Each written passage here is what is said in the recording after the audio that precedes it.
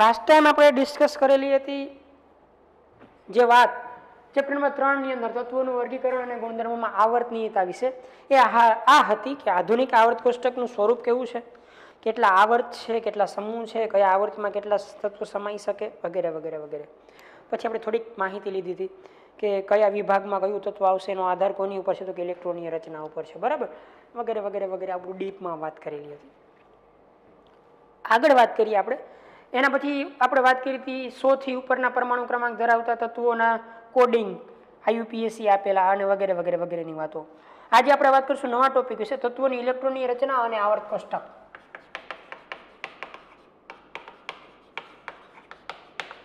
તત્વોની ઇલેક્ટ્રોનીય રચના અને આવર્ત કોષ્ટક.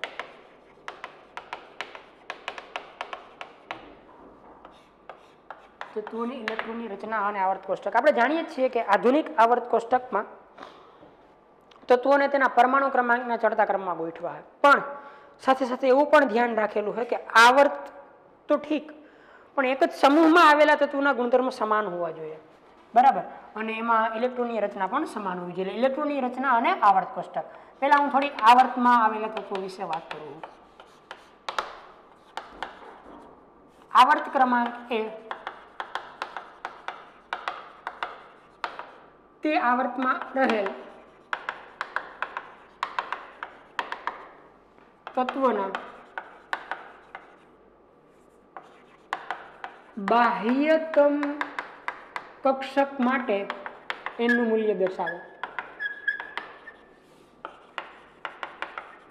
આનો મતલબ શું થયું કે કોઈ તત્વ બીજી આવર્તમાં હોય તો એની બાહ્યતમ કક્ષા જે હશે એનો મુખ્ય ક્વોન્ટમાંક 2 હશે. સમજાય ને? એની જે બાહ્યતમ કક્ષા હશે એનો મુખ્ય ક્વોન્ટમાંક 2 હશે. આદર્શ વાયુ સુધી નહીં, મુખ્ય ક્વોન્ટમાંક બાહ્યતમ કક્ષાનો. કોઈ તત્વ ચોથી આવર્તમાં હશે તો બાહ્યતમ કક્ષાનો મુખ્ય ક્વોન્ટમાંક 4 હશે. એટલે આવર્તનો ક્રમાંક છે એ શું બતાવે તો કે એ આવર્તમાં રહેલા દરેક તત્વોની બાહ્યતમ કક્ષાનો મુખ્ય ક્વોન્ટમ આંક એના આવર્ત ક્રમાંક બરાબર હોય, બરાબર. એટલે આવર્ત નંબર 5 માં હોય તો એ તત્વોની છેલ્લી કક્ષા બાહ્યતમ કક્ષાનો મુખ્ય ક્વોન્ટમાંક 5 હશે. પછી કોઈ પણ હોઈ શકે x p d f, પણ એનો મુખ્ય ક્વોન્ટમાંક 5 હશે. એક આ વસ્તુ. અને સમૂહ માટે ખાલી આટલું જ ભણવાનું છે. બાકીની જે વાતો આપણને આવર્તની અંદર કરી હું તમને હમણાં નેક્સ્ટમાં ભણાવવાનો જ છું આખી વાતો. સમૂહમાં શું કહેવા માંગે તો કે એક જ સમૂહમાં રહેલા તત્વોના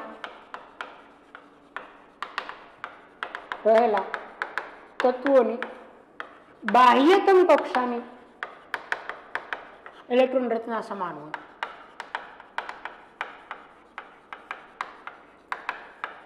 આ મેઇન પોઈન્ટ. આનો મુખ્ય ક્વોન્ટમાંક સમાન હોય બાહ્યતમ કક્ષાનો. એક જ આવર્તમાં હોય તો બધાના બાહ્યતમ કક્ષાના મુખ્ય ક્વોન્ટમાંક સમાન હોય. આમાં ઇલેક્ટ્રોન રચના બાહ્યતમ કક્ષાની સમાન હોય.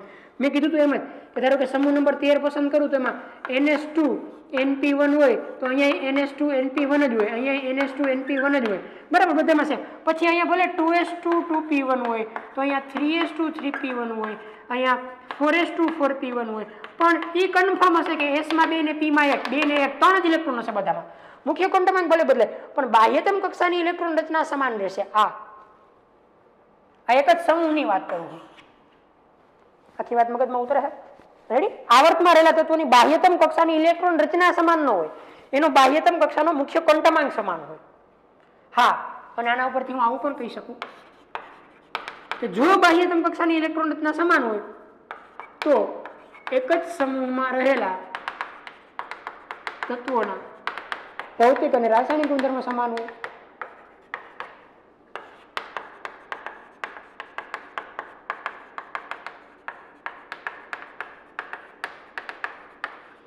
કારણ કે તત્વના ભૌતિક અને રાસાયણિક ગુણધર્મોનો આધાર કોની ઉપર હતો કે એની બાહ્યતમ કક્ષાની ઇલેક્ટ્રોન રચના ઉપર. તો જો બાહ્યતમ કક્ષાની ઇલેક્ટ્રોન રચના સમાન હોય તો વાત પતી ગઈ. એના રાસાયણિક અને ભૌતિક ગુણધર્મો સમાન જ થશે. આમાં ખાલી આપણે આટલું યાદ રાખવાનું, બીજી કઈ માથાકૂટ ટેક્સ્ટ બુકમાં જે લખી કરવાની જરૂર નથી. કારણ કે હું જે કરાવું એ તમે કરશો એટલે ઓટોમેટિક એમાં ઇન્વોલ્વ થઈ જશે. રેડી મિત્રો? આગળ વધીએ.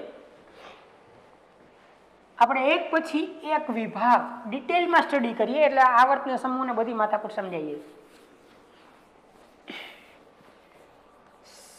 આપણે સ્ટાર્ટ કરીએ એસ વિભાગથી. એસ વિભાગના તત્વો સ્મોલ એસ લખવાનું. એસ વિભાગના તત્વો આપણે એમાં બધું ભણશું. એના સામાન્ય ગુણધર્મો ભણશું, એની બાહ્યતમ કક્ષાની ઇલેક્ટ્રોન રચના ભણશું, એમાં કયા કયા તત્વો છે એ ભણશું, એના પરમાણુ ક્રમાંક કેટલા છે એ ભણશું, ઇન ડિટેલ ભણશું. બરાબર. પહેલા આપણે એસ વિભાગના તત્વોના સામાન્ય ગુણધર્મો ભણીએ. એસ વિભાગના તત્વોના સામાન્ય ગુણધર્મો હવે આપણે યાદ રાખવાના છે અત્યારે. બીજું તો આમાં કઈ નહીં થઈ શકે. જેમ જેમ ચેપ્ટર આગળ આવશે એમ તમને બધી વાત ખબર પડતી જશે, પણ અત્યારે આપણે યાદ રાખવા પડશે કે એસ વિભાગના તત્વોના સામાન્ય ગુણધર્મો કયા છે. પહેલા તો હું લખીશ તેઓ નરમ ધાતુઓ છે. બધી ધાતુઓ જ છે એસ વિભાગમાં, બધી જ ધાતુ છે, એમાં અધાતુ નથી. બરાબર. પછી આપણે એમ લખશું કે તેના ગલન બિંદુ નીચા હોય છે. નરમ હોવાથી તેના ગલન બિંદુ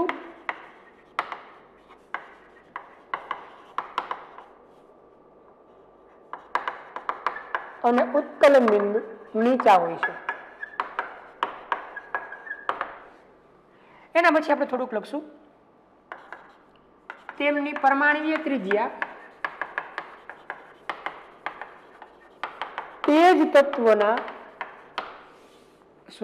તેજ આવર્તના દરેક તત્વથી વધારે હોય છે.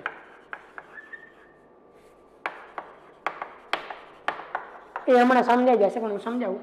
ધારો કે એક આવર્ત છે, તમે એસ વિભાગનું તત્વ અહીંયા આવેલું હોય, પછી અહીંયા ડી આવે વચ્ચે અને અહીંયા પી આવે છેલ્લે, એવું બધું હોય. તો આનું જે પરમાણ્વીય ત્રિજ્યાનું મૂલ્ય છે એના કરતા બધા જનું પરમાણ્વીય ત્રિજ્યાનું મૂલ્ય ઓછું હશે. આમ એની ઈ જ આવર્તમાં, આ જે આવર્તમાં હશે એસ વિભાગનું તત્વ અહીંયા સમૂહ 1 2 વોટેવર, એના કરતા એ જ આવર્તમાં રહેલા દરેક તત્વની પરમાણ્વીય ત્રિજ્યા એના કરતા ઓછી હશે. સમજાણું ને? એ વધારે ડિટેલમાં તો હું પરમાણ્વીય ત્રિજ્યા સમજાવીશ ત્યારે સમજાઈ જાય. એટલે અત્યારે ખાલી યાદ રાખજો કે એની પરમાણ્વીય ત્રિજ્યા એના જ આવર્તમાં રહેલ દરેક તત્વથી ઊંચી હોય એસ વિભાગના તત્વની. બરાબર. એના પછી વાત કરીએ આપણે આગળના ગુણધર્મ વિશે. તો તેની આયનીકરણ એન્થાલ્પી નીચી હોવાથી અથવા તો તેની આયનીકરણ એન્થાલ્પી નું મૂલ્ય નીચું હોવાથી તેમાંથી સરળતાથી ઇલેક્ટ્રોન દૂર કરી શકાય.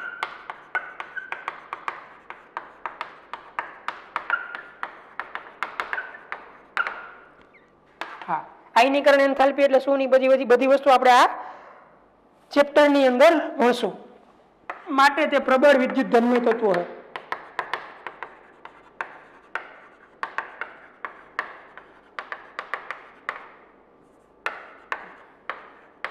વિદ્યુત ધન્મય જ થવાના છે, કારણ કે દરેક આલ્કલીનો ઓક્સિડેશન આંક +1 હોય અને દરેક આલ્કલાઇન અર્થ ધાતુ તત્વોનો ઓક્સિડેશન આંક +2 હોય. બે વિદ્યુત ધન્મય જ છે. સમજાણું? બે કેવા છે મિત્રો? વિદ્યુત ધન્મય. એના પછી આપણે આગળ વધીએ. થોડીક વાત હું સક્રિયતા માટે કરવા માંગુ છું. તે અતિ ક્રિયાશીલ તત્વો છે, અતિ સક્રિય છે, માટે તે ક્યારેય કુદરતમાં શુદ્ધ સ્વરૂપે મળતા નથી.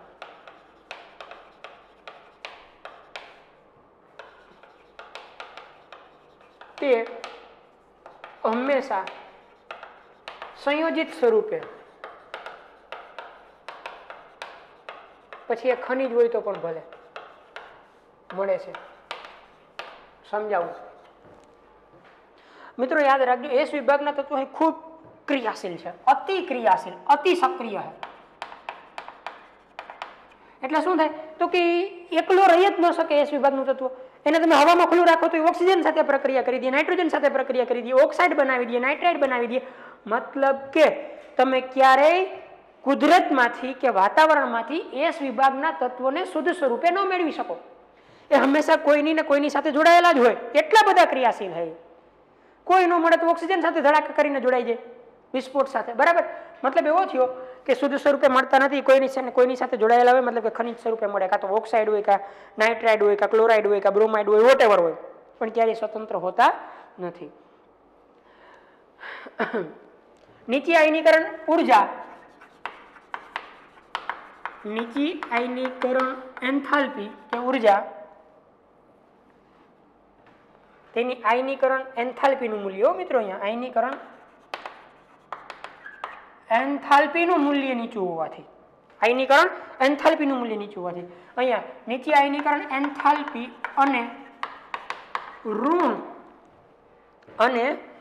ઋણ રિડક્શન પોટેન્શિયલના લીધે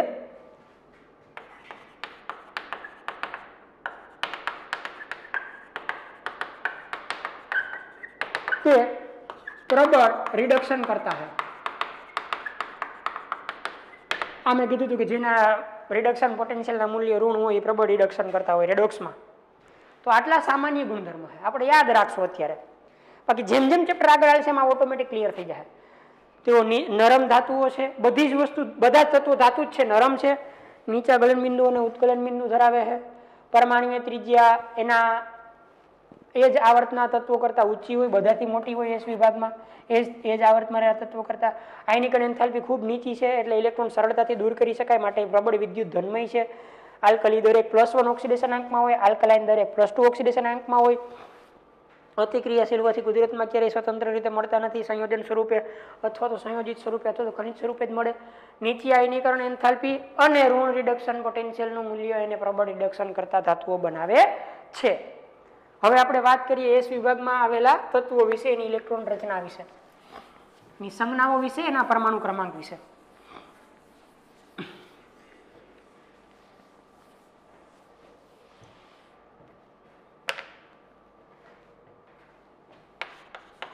એસ વિભાગના તત્વોની બાહ્યતમ કક્ષાની સામાન્ય ઇલેક્ટ્રોન રચના.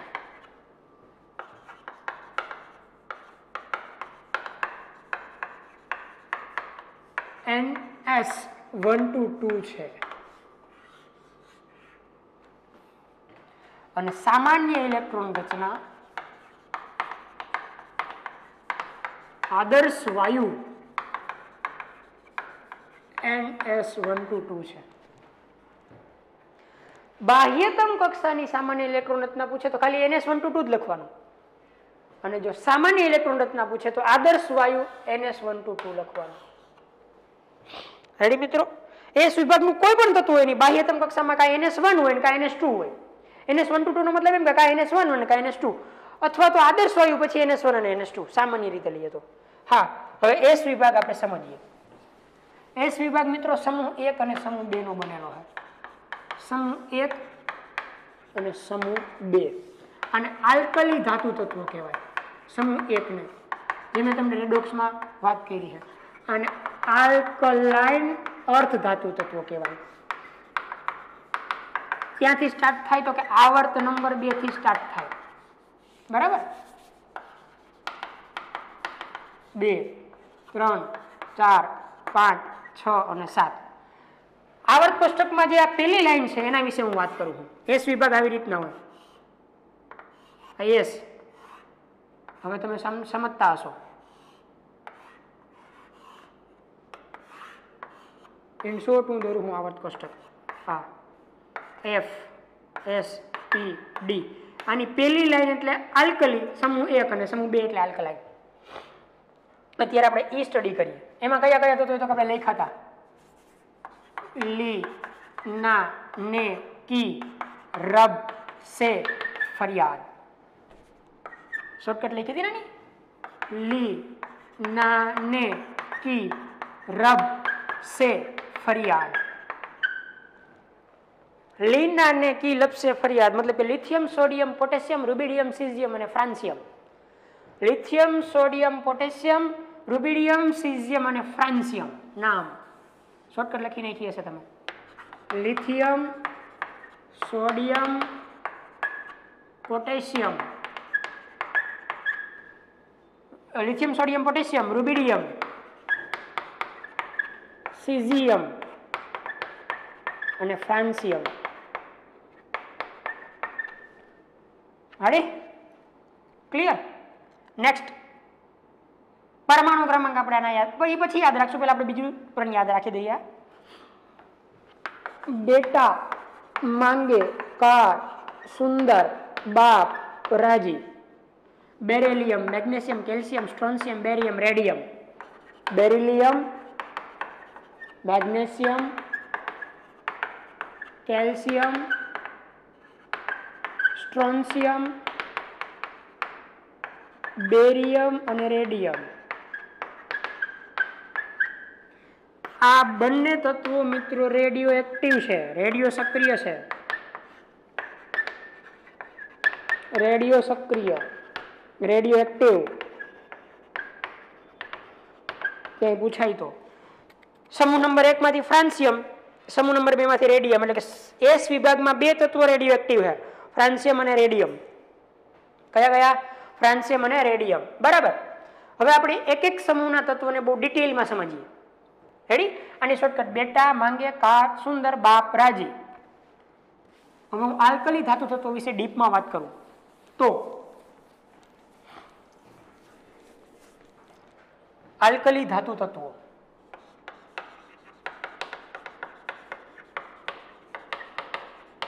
એમાં હું ફર્સ્ટ તો લખીશ તેની બાહ્યતમ કક્ષાની સામાન્ય ઇલેક્ટ્રોન રચના.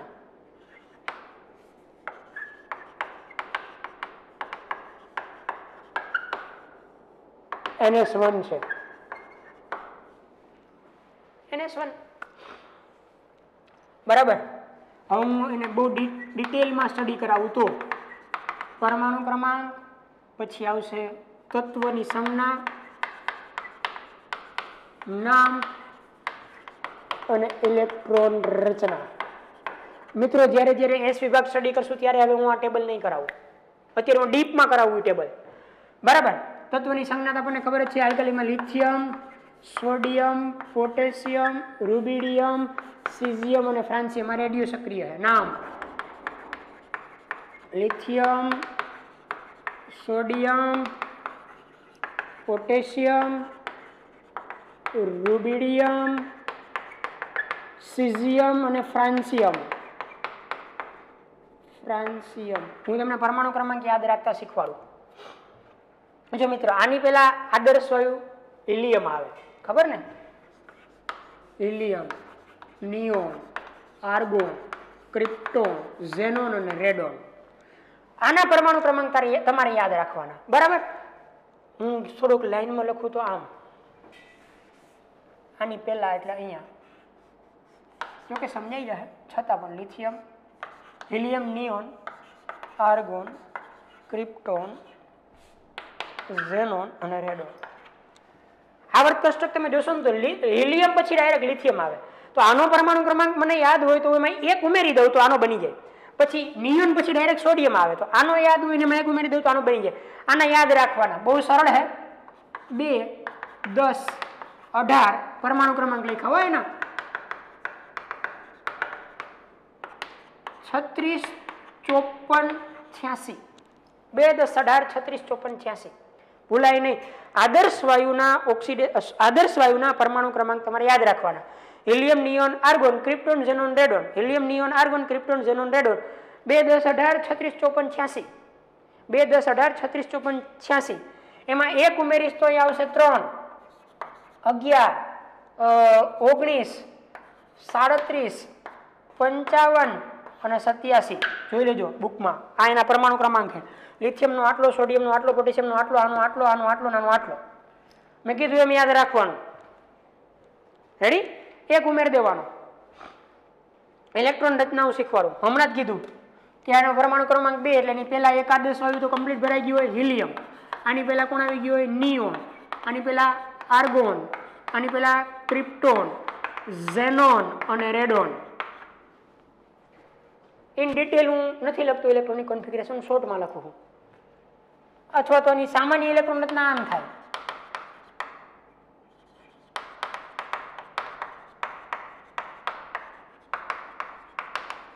આદર્શ વાયુ NS1.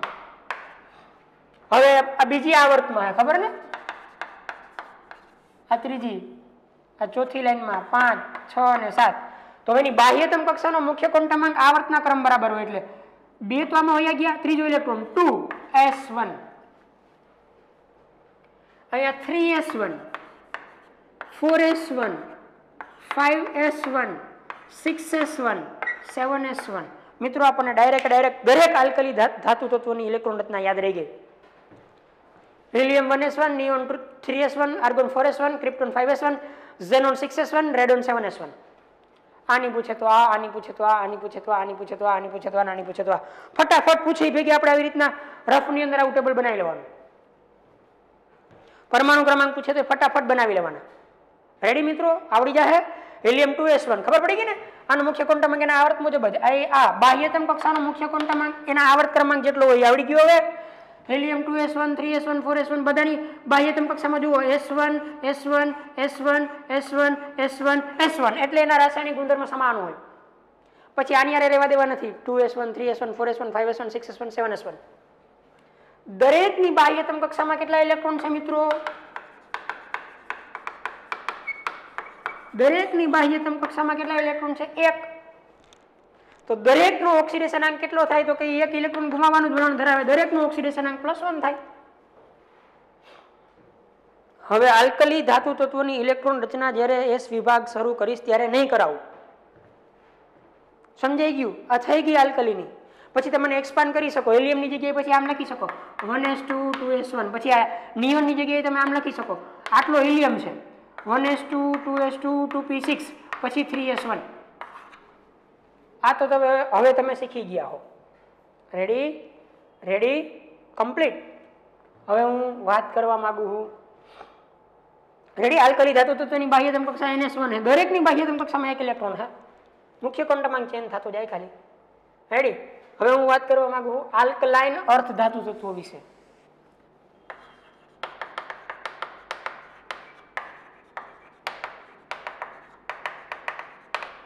કે જેને સમૂહ નંબર 2 ની અંદર મૂકવામાં આવ્યા. આલ્કલી સમૂહ 1 માં હોય, આ સમૂહ 2 માં હોય.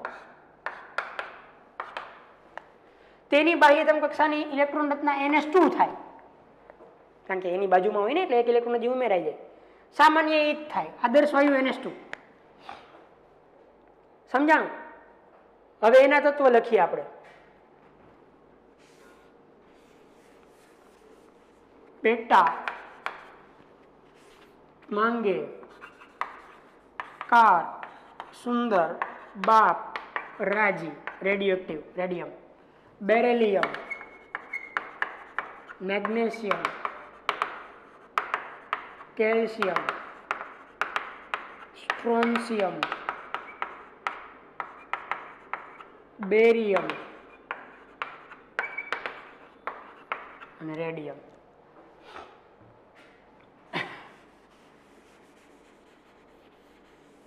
હવે મને પરમાણુ ક્રમાંક શીખડાવું.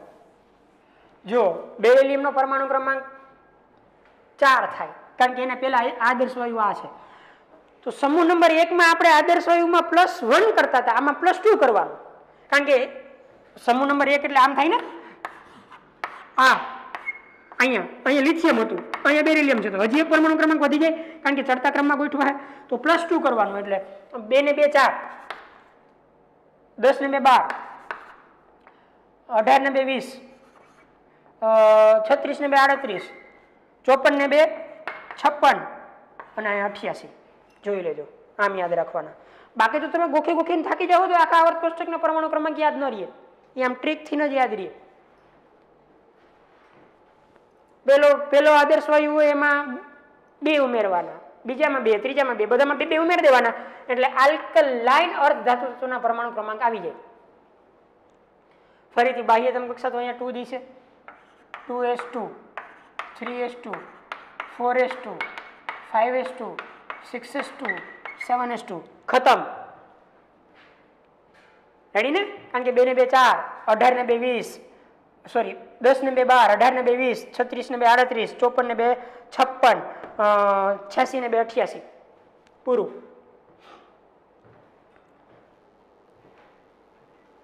રેડી મિત્રો? આલ્કલાઇન અર્ધધાતુ તત્વોની ઇલેક્ટ્રોન રચના આવડી જાય. દરેકની બાહ્યતમ કક્ષામાં કેટલા ઇલેક્ટ્રોન છે? 2. જે 2 ગુમાવે એટલે સામાન્ય રીતે એનો ઓક્સિડેશનાંક કેટલો થાય? +2. એટલે આવડી ગયું ને, ખાલી નંબર બદલાવાનો, આદર્શ વાયુ બદલાવાનો. પહેલામાં helium, neon, argon, krypton, xenon, radon, પછી 2s2 3s2 4s2 5s2 6s2 7s2. ઓલામાં 1 1 હતું, આમાં 2 2. બધામાં 2 ઇલેક્ટ્રોન છે બાહ્યતમ કક્ષામાં, એટલે એના રાસાયણિક ગુણધર્મ સમાન હોય. બધેની બાહ્યતમ કક્ષાનો મુખ્ય ક્વોન્ટમાંક એના આવર્ત ક્રમાંક જેટલો જ હોય. રેડી મિત્રો? આ વાત યાદ રાખજો. રેડી? હવે આપણે પી વિભાગ સ્ટડી કરીએ. પી વિભાગ.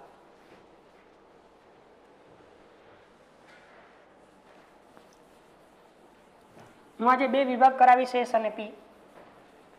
આવતા લેક્ચરમાં ડી કરાવીશ, એના પછી લેક્ચરમાં એફ, એટલે આવર્ત કોષ્ટક પૂરું. પી વિભાગના તત્વો.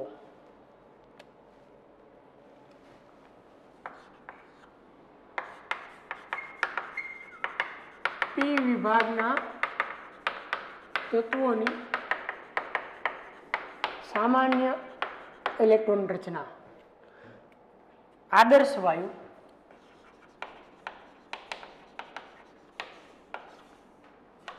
NS2 NP126. NP1 હોઈ શકે, N2 હોઈ શકે, 3 હોઈ શકે, 4 હોઈ શકે, 5 હોઈ શકે, 6 હોઈ શકે. પી વિભાગના તત્વોની બાહ્યતમ કક્ષાની સામાન્ય ઇલેક્ટ્રોન રચના. તો ખાલી આટલું જ આવે, NS2 NP126. NS2 NP126. હવે તમે જાણો જ છો મિત્રો, હું પહેલા પી વિભાગનું પિક્ચર બતાવું તમને, પછી આપણે એક પછી એક સ્ટડી કરીએ. પી વિભાગ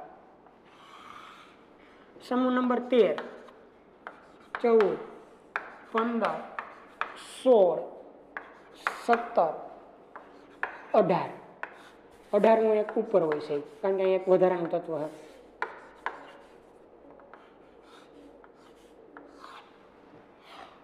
આ ક્યાંથી સ્ટાર્ટ થાય? સમૂહ નંબર, આવર્ત નંબર 1 2, બરાબર, અહીંયા 2 હશે, 3 4 5 6 અને 7. 7મી આપણે નથી દોરતા, કારણ કે ઓલા બધા નથી મળ્યા એવા છે, જેની અત્યારે જરૂર નથી. આ 13 14 15 16 17 અને 18.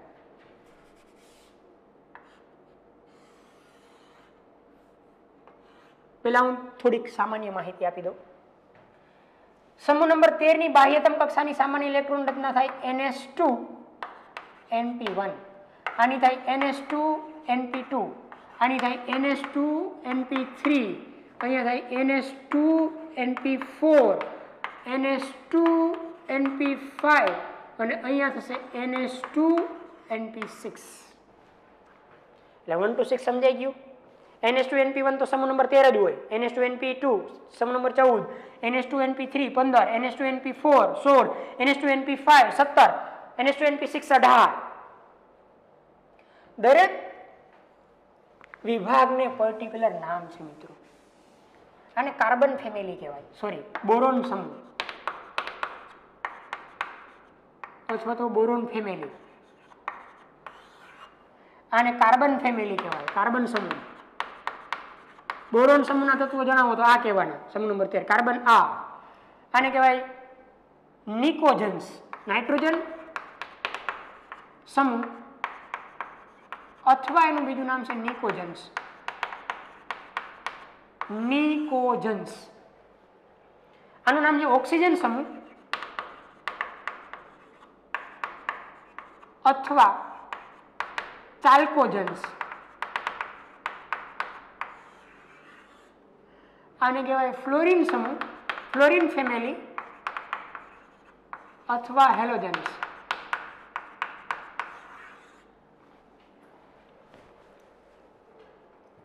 આને કહેવાય આદર્શ વાયુ અથવા નિષ્ક્રિય વાયુઓ. ઇંગ્લિશમાં કહેવાય આઈડિયલ ઓર નોબેલ ગેસ. આ. સમૂહ નંબર 13 એટલે બોરોન ફેમિલી, 14 એટલે કાર્બન ફેમિલી, 15 એટલે નાઇટ્રોજન અથવા તો ચાલ્કોજન નિકોજન્સ, 16 એટલે ઓક્સિજન અથવા ચાલ્કોજન્સ, 17 એટલે હેલોજન અથવા ફ્લોરિન, 18 એટલે આદર્શ વાયુ, નિષ્ક્રિય વાયુ વગેરે વગેરે વગેરે. હવે આની શોર્ટકટ મેં તમને રેડોક્સ પ્રક્રિયા વાળા ચેપ્ટરમાં લખાવી છે. બેંગન, આલુ, ગાજર ઇન થેલા. શોર્ટકટ અને નામ હું તમને વ્યવસ્થિત સમૂહ વાઇઝ લખાવીશ. પછી અહીં આવશે કહે સીતાજી સુનો પ્રભુજી. नेपाल, पाकिस्तान, ऑस्ट्रेलिया सब भिखारी. बराबर. ओल्ड स्टाइल से टी पो PO. Fluorine, chlorine, bromine, iodine, एस्टेटिन AT. Helium, neon, argon, krypton, xenon અને રેડોન. આ પી વિભાગના તત્વો છે. કયા તત્વો છે મિત્રો? પી વિભાગના તત્વો. હવે આપણે આ જ પી વિભાગના તત્વોને ડિટેલમાં એક એક સમૂહ વાઇઝ લેતા જઈએ. આટલું સમજાઈ ગયું? હા. આના દરેકના બાહ્યતમ કક્ષામાં કેટલા ઇલેક્ટ્રોન હશે? 3. આની દરેકની બાહ્યતમ કક્ષામાં 4 ઇલેક્ટ્રોન, આની દરેકની બાહ્યતમ કક્ષામાં 5 ઇલેક્ટ્રોન, આની દરેકની બાહ્યતમ કક્ષામાં 6 ઇલેક્ટ્રોન, દરેકની બાહ્યતમ કક્ષામાં 7 ઇલેક્ટ્રોન, આમાં દરેકની બાહ્યતમ કક્ષામાં 8 ઇલેક્ટ્રોન. આ મેં જે રાઉન્ડ કરીને લખાય બાહ્યતમ કક્ષાના ઇલેક્ટ્રોન છે.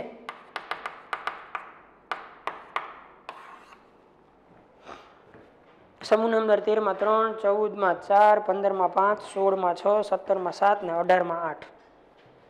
રેડી? એક આ વાત યાદ રાખજો. Boron, aluminium, gallium, indium, thallium, carbon, silicon, germanium, tin, lead, nitrogen, phosphorus, arsenic, antimony, bismuth, oxygen, sulphur, selenium, tellurium, polonium, fluorine, chlorine, bromine, iodine, astatine, helium, neon, argon, krypton, xenon, radon. મિત્રો S અને P વિભાગના તત્વોને આમ જ યાદ રાખવાના સમૂહમાં ઊભા, આમ નહીં. એલ્યુમિનિયમ, સિલિકોન, ફોસ્ફરસ એમ નહીં, ઊભા જ યાદ રાખવાના એસ અને પી ને. ડી અને એફ ને આમ યાદ રાખવાના આડા. એસપી ઊભા યાદ રાખવાના, ડી અને એફ આડા યાદ રાખવાના. એટલે આવર્ત કોષ્ટકમાં કાંઈ નથી. હવે આપણે સમૂહ નંબર 13 થી સ્ટાર્ટ કરીએ. રેડી મિત્રો?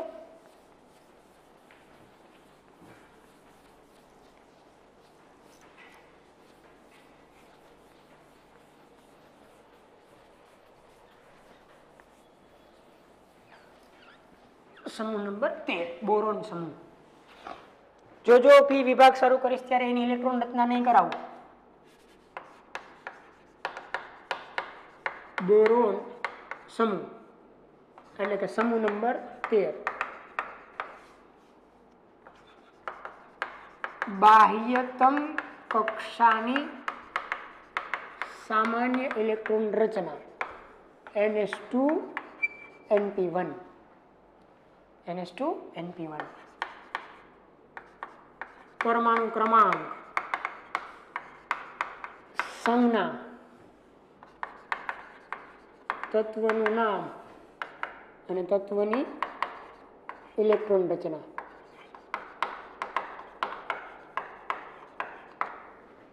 First boron, aluminium, gallium, indium, thallium. આના પછીની લાઈન નથી લખી, એની જરૂર નથી. શોર્ટકટ મેં તમને કીધી બેંગન, આલુ, ગાજર ઇન થેલા.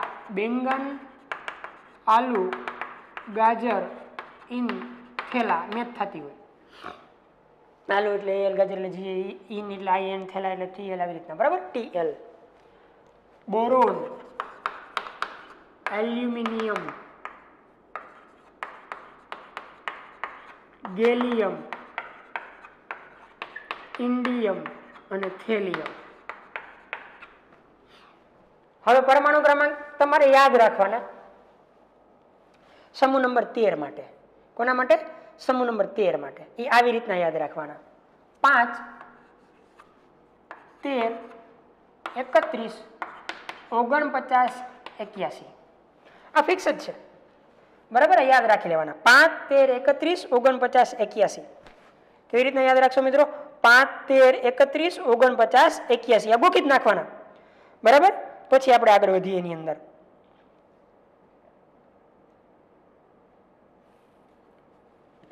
રેડી?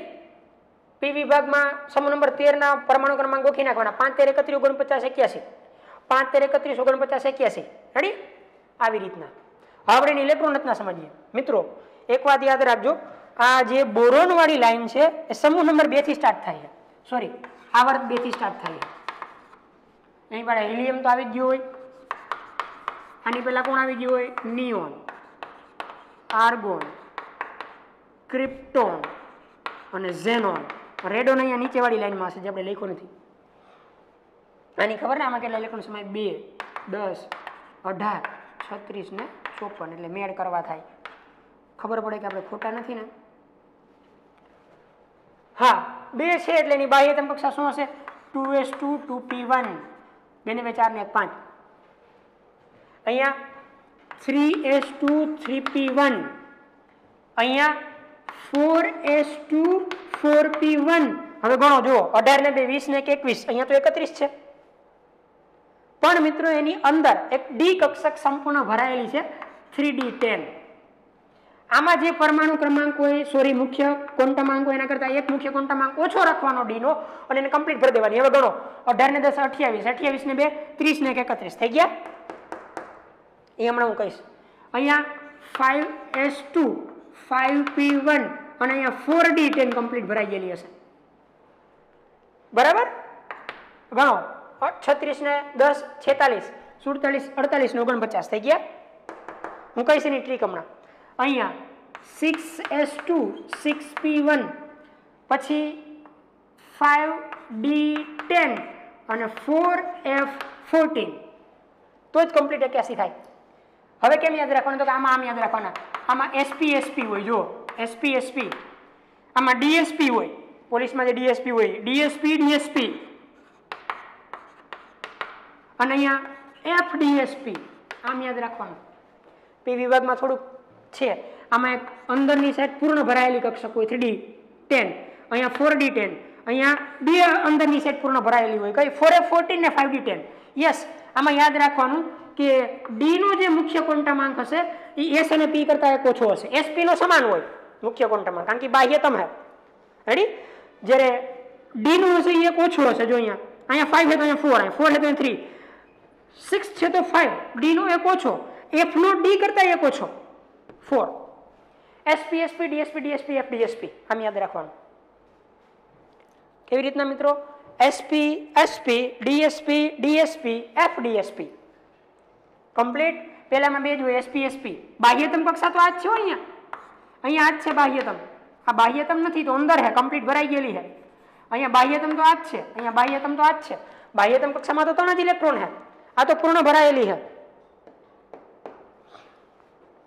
પહેલા બેમાં એસપી એસપી બીજા બેમાં ડીએસપી ડીએસપી એસપી કરતા ડી નો ક્વોન્ટમાંક એક ઓછો રાખવાનો ત્રીજામાં એફ ડીએસપી એમાં એસપી કરતા ડી નો એક ઓછો ડી કરતા એફ નો એક ઓછો બસ પતી ગયું કાંઈ નથી રેડી મિત્રો હવે હું વાત કરીશ સમૂહ નંબર 14 વિશે કાર્બન ફેમિલી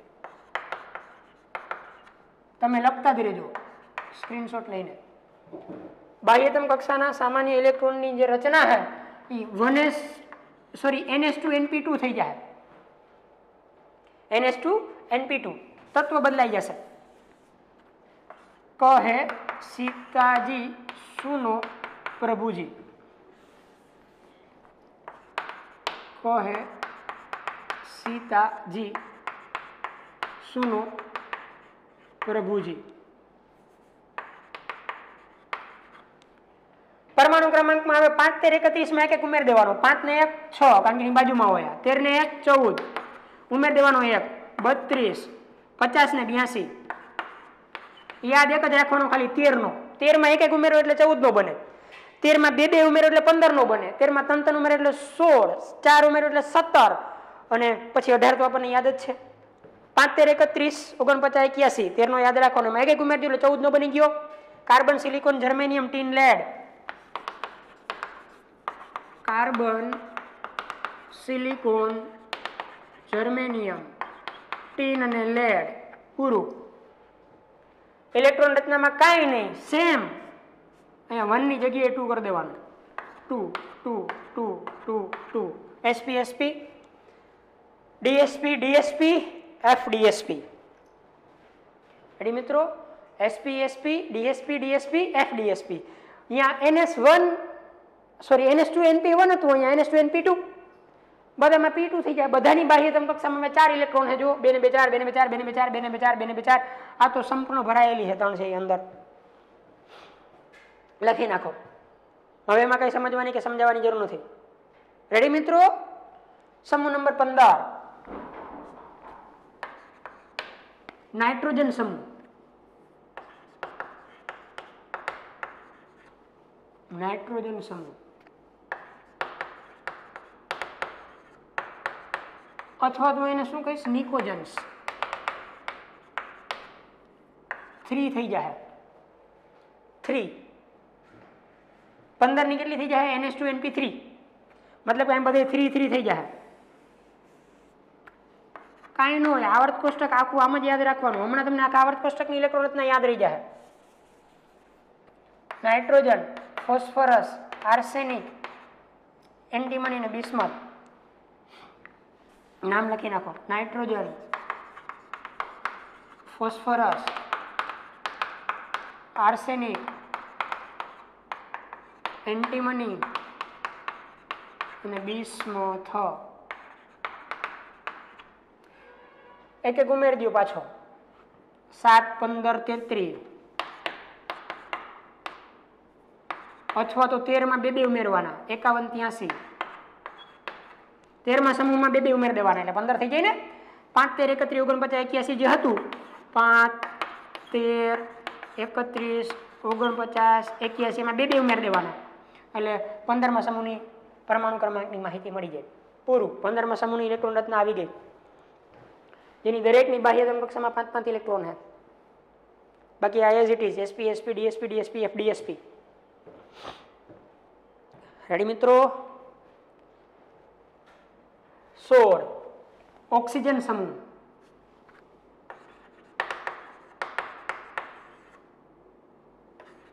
અથવા તો એને કહેવાય ચાલ્કોજન્સ. ચાલ્કોજન્સ તમારે તો ખાલી સ્ક્રીનશોટ લઈને લખવાનું જ છે. 4 થઈ જશે. હવે પછી ફરીથી આમાં કેટલા ઉમેરવાના? 4. 5 ને 4 સોરી 3 ઉમેરવાના ને. 13 માં 3 ઉમેરી એટલે 16 થાય. 13 માં 3 ઉમેરી એટલે 16 થાય એટલે 8 16 34. 8 16 34 52 84. જો થઈ ગયા. 3 ઉમેરીને નામ બદલાવી નાખવાના. ઓલ્ડ સ્ટાઇલ સે ટીપો. શોર્ટકટ. ઓલ્ડ સ્ટાઇલ સે ટીપો. ઓક્સિજન,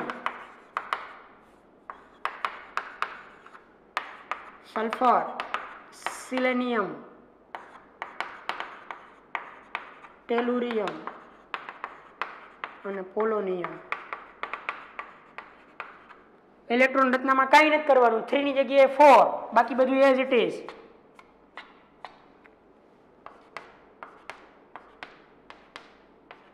બાકી તમે શીખવાડ્યું બીજી આવર્તમાં છે એટલે 2s2 2p4 3s2 4 sp sp dsp dsp fdsp. Ready? કાંઈ ન હોય મિત્રો. અત્યાર સુધી તમારી આગળ આવર્ત કોષ્ટકને જોવાની યોગ્ય નજર નહોતી એટલે તમને આવર્ત કોષ્ટક અઘરું લાગતું હતું. પરમાણુ ક્રમાંક અઘરા લાગતા હતા. સંજ્ઞાઓ અઘરી લાગતી હતી. નામ અઘરા લાગતા હતા. ઇલેક્ટ્રોન રચના તો આપણને યાદ જ નહોતી રહેતી. પણ હવે આમાં કાંઈ નથી. આવી જ રીતના હું ડી અને એફ ની પણ યાદ રખાવી દઈશ. રેડી? 17 હેલોજન્સ. 5 17 હેલોજન્સ અથવા તો ફ્લોરિન સમૂહ.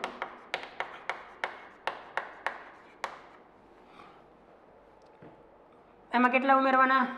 4 4 કારણ કે 13 ને 4 17 થાય એટલે 9 17 35 9 17 35 53 85. ફટાફટ નામ. Fluorine, chlorine, bromine, iodine, astatine. 80 fluorine, chlorine, bromine, iodine અને એસ્ટેટિન. એસ્ટેટાઇન લખ્યું હશે. બે હાલે એસ્ટેટીન કે એસ્ટેટાઇન, ટાઇન, બસ 4 ની જગ્યાએ બધે 5 5 5 5 5 5 બધાની બાહ્યતમ કક્ષામાં 7 ઇલેક્ટ્રોન, બધાની બાહ્યતમ કક્ષામાં 7 electron. Clear? Next and finish. સમૂહ નંબર 18 જેને કહેવાય નિષ્ક્રિય વાયુઓ અથવા તો આદર્શ વાયુઓ.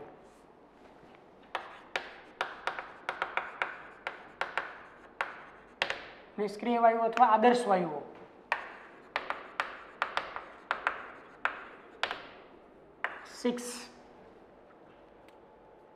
હવે તો આપણે એની ઓલી યાદ રાખેલી જ છે, એ છતાંય આમાં એક ઉમેરી દઉં તો હજી થઈ જાય. એમાં હવે હું અહીંયાથી સ્ટાર્ટ કરીશ. Helium, neon, argon, krypton, xenon અને રેડોન. 2, 10, 18, 36, 54, 86 ઓલા મુજબ કરો તો થઈ જાય. Helium, neon, argon, krypton, xenon અને radon. Helium, neon, argon, krypton, xenon અને રેડોન. ક્લિયર? આગળ અહીંયા મારે લખવી પડશે 1s2, બાકી તો બધે મારે 6 જ કરવાના છે.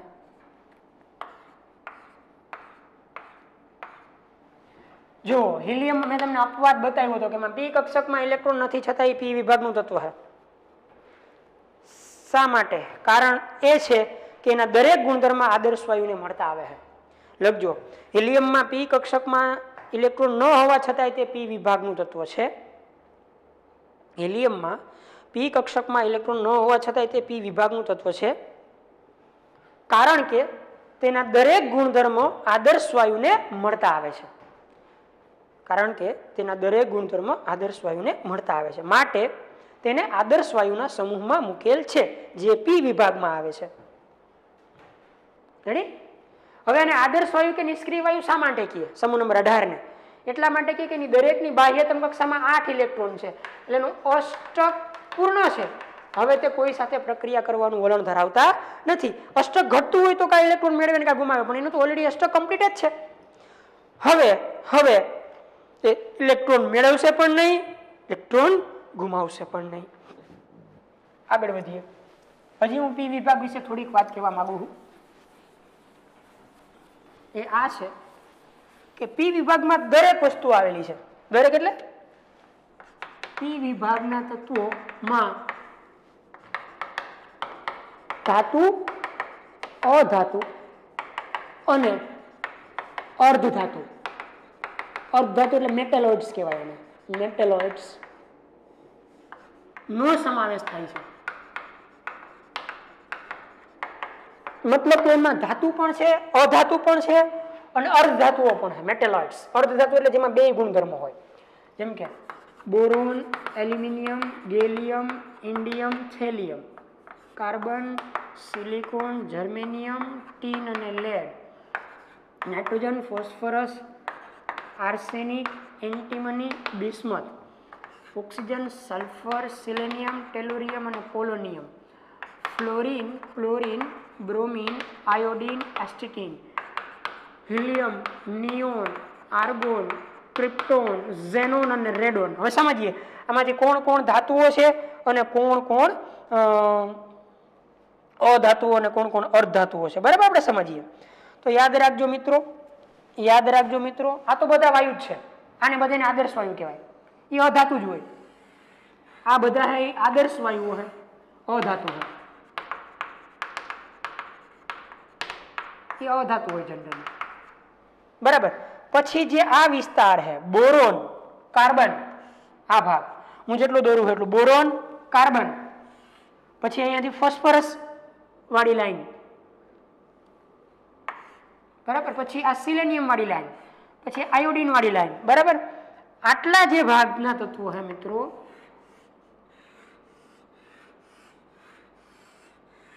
આ તત્વો અધાતુઓ છે. આ બધા અધાતુ છે. Boron, carbon. બોરોન આમ અર્ધ ધાતુ છે, પણ અત્યારે આપણે એને અધાતુ બતાવી દઈએ ટેક્સ્ટ બુક મુજબ. બાકી જ્યારે ડીપમાં આવશે ત્યારે હું કહીશ. આ બધા અધાતુઓ છે, બરાબર. વચ્ચે એક ઝિગઝેગ લાઈન છે કે જે ઝિગઝેગ લાઈનની અંદર મિત્રો આ લાઈનની હું વાત કરું છું, આવી રીતના આ, બરાબર, એસ્ટેટિન સુધીની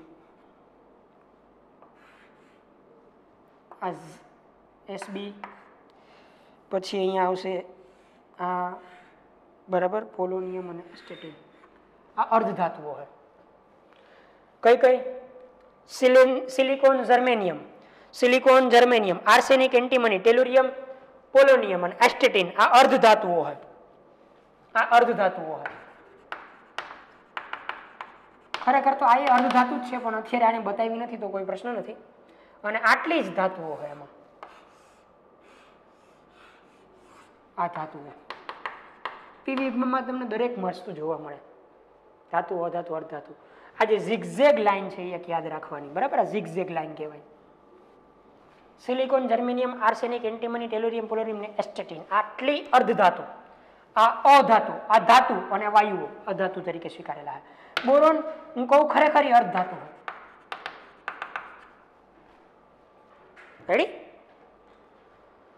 તો આજની અંદર આપણે શીખા મિત્રો એસ વિભાગ, પી વિભાગ ડીપમાં કે એસ વિભાગના તત્વોના ગુણધર્મો શું, પી વિભાગના ગુણધર્મો આપણે તેને જ ભણવા, એની ચિંતા કરવાની જરૂર નથી. એસ વિભાગના તત્વોની બાહ્યતમ કક્ષાની ઇલેક્ટ્રોન રચના, પરમાણુ ક્રમાંક, પી વિભાગના તત્વોની બાહ્યતમ કક્ષાની અથવા તો પૂરેપૂરી ઇલેક્ટ્રોન રચના, એના પરમાણુ ક્રમાંક, એની લાક્ષણિકતાઓ, કોણ કોણ ધાતુ, કોણ કોણ અધાતુ વગેરે વગેરે વગેરે ઇન ડિટેલ આપણે જોઈ ગયા. આવતા લેક્ચરની અંદર મિત્રો આપણે વાત કરશું ડી વિભાગના તત્વો અને એફ વિભાગના તત્વો વિશે.